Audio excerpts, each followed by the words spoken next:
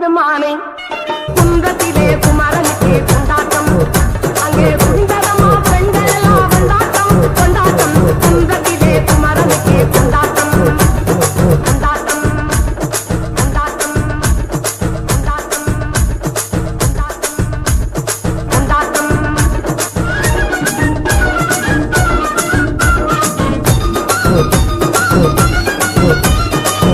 உரையே சொல்லுங்கள் முருகன்.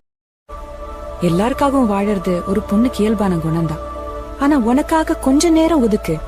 உனக்குன்னு ஒரு ஐடென்டிட்டி வேணும். Only then will the world begin to change for you. நீ ஒன்ன தொலைச்சேனா உனக்கு முன்னாடி உன் கனவும் தொலைஞ்சு போகும்.